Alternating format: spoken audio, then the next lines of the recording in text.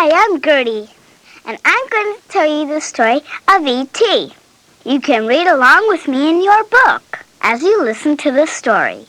You'll know it's time to turn the page when you hear the chimes ring like this.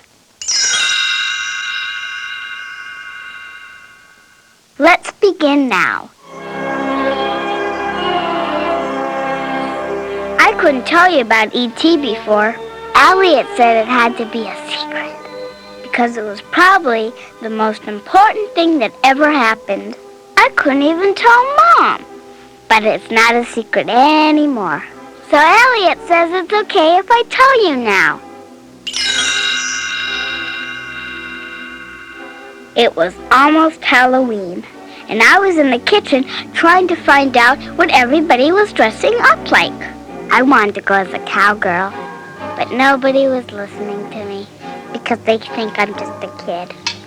Elliot was telling Mom about something weird he saw in the backyard the night before. A goblin or something. And Laker was teasing him. Maybe it was an iguana. Well, it was real, I swear. Maybe an elf or a leprechaun. There was nothing like that. Nobody believed Elliot. It was kind of nice to see him getting teased instead of me for a change.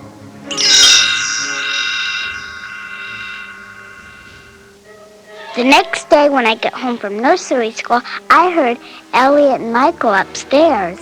I rushed into Elliot's room to show him my art project. And there was the goblin! It looked like a giant mushroom with eyes. I screamed! And then the goblin screamed!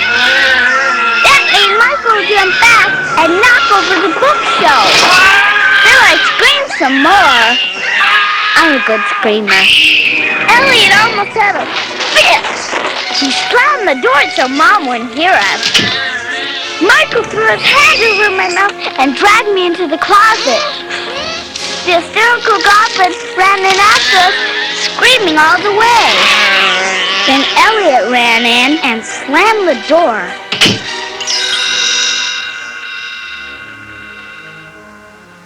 Now I had time to look at the goblin calmly. He was smaller than me, but had long fingers and a squashy body and big buggy eyes. It looked like this big turtle without a shell. Grossed me out. Elliot could see I was still real scared. He won't hurt you, Gertie. I'm keeping him. Is he a boy or a girl? He's a boy. But look, you can't tell. Not even Mom. Why not? Because, grown-ups can't see him. Only little kids can see him. Give me a break. I may be little, but I'm not stupid. Elliot seemed to know what the goblin was thinking. He said it was sad and alone. And anyway, in the closet with all our stuffed animals, he didn't look so scary anymore. So I promised to keep it a secret.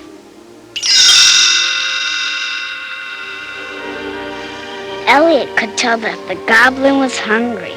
So that night, we sneaked some food upstairs and watched it eat. He used his funny long fingers to pick up the food. Ugh, I wrinkled my nose. Is he a pig? He sure eats like one. I also brought the goblin a geranium flower in a pot. It made him happy. I guess it made the flower happy too, because it bloomed right in front of our eyes.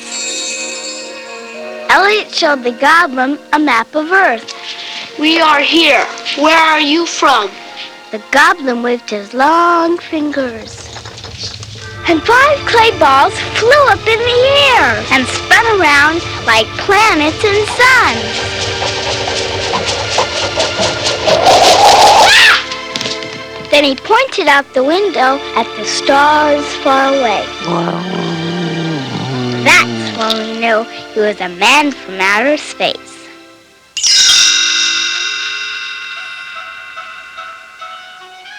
Michael said a man from outer space was called a extraterrestrial, but Elliot just called him E.T.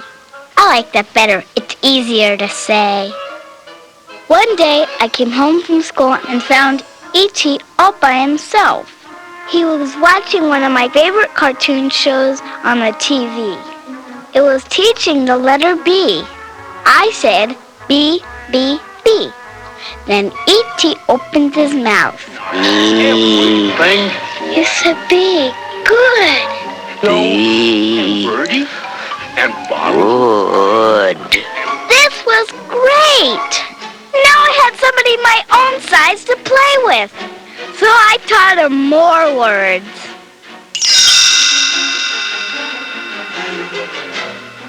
I took E.T. up to my room for a dress-up tea party. I put a wig on him. And you know, he didn't look so ugly. So I put a dress and some jewelry on him. And now he looked kind of cute. But when Elliot came home and saw E.T. all dressed up, he wasn't happy at all. Oh! You should give him his dignity. But then E.T. surprised him. Elliot. What? I smiled. I taught him how to talk now. He can talk now. Elliot was excited. E.T., can you say that? Can you say E.T.? E.T. E.T.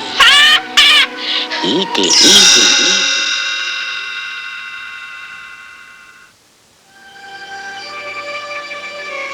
E.T. led Elliot over to the window and pointed towards the stars again. Home. Home. E.T. Phone home. Elliot could tell E.T. was homesick. E.T. phone home, and they'll come. Come home. So we had to help E.T. build a communicator so he could call people to tell them to come and take him home. Elliot and Michael got all kinds of weird things, like an old record player and a blender and an umbrella. But I gave him the most important thing, my electronic spelling game. That's how I helped.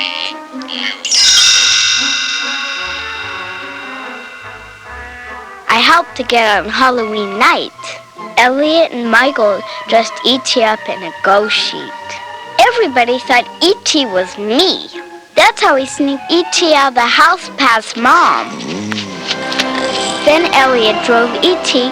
up to the woods on his bike and helped him set up his communicator. When Elliot didn't come home that night, Mom was really worried. I wanted to tell her where he was, but I had promised to keep it a secret. Elliot finally showed up the next morning. He looked so tired and so sick. You know why? Because E.T. was lost. Everything was going rotten, and it scared me so much.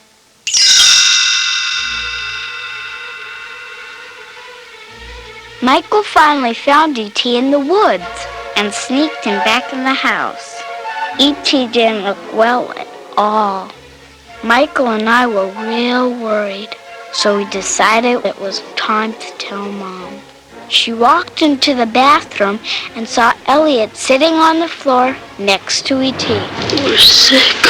I think we're dying.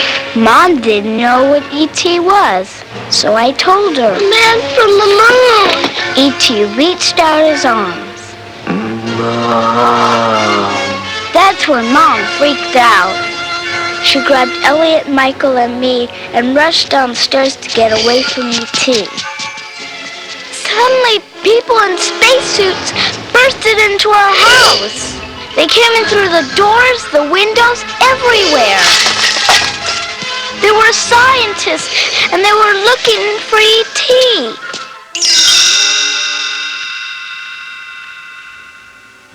When the scientists found E.T., he was extra sick. They tried very, very hard to make him better. They put a big bag over the whole house and brought in a lot of machines, but it didn't help. Elliot pleaded with E.T. E.T., stay with me, please. I'll be right here. But it was too late. The scientist wrapped up E.T.'s body to take it to their lab. I started to cry, and so did Mom. Elliot stared at E.T. so long. I believe in you all my life. Every day, E.T. I love you. As Elliot started to leave, E.T. opened his big eyes! E.T. phone home. He's alive! Home. E.T. phone home. E.T. phone home. Elliot and Michael sneaked E.T. out of the house. The police and scientists chased him all over the neighborhood. And just when the police had them trapped, E.T. made all their bikes fly right over the cars and houses.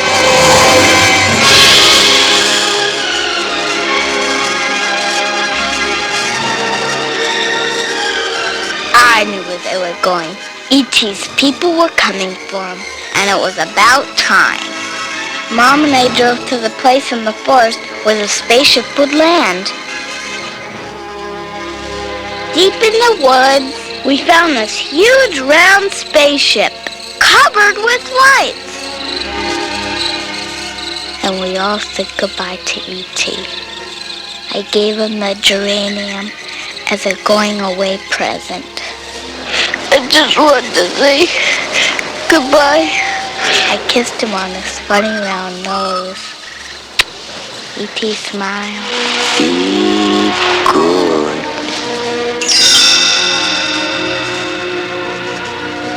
E.T. waddled up the ramp into his spaceship. He was holding my geranium. Then the door closed and the spaceship blasted off. E.T. was going home. Every time I look at the stars at night, I think of E.T. I hope he comes back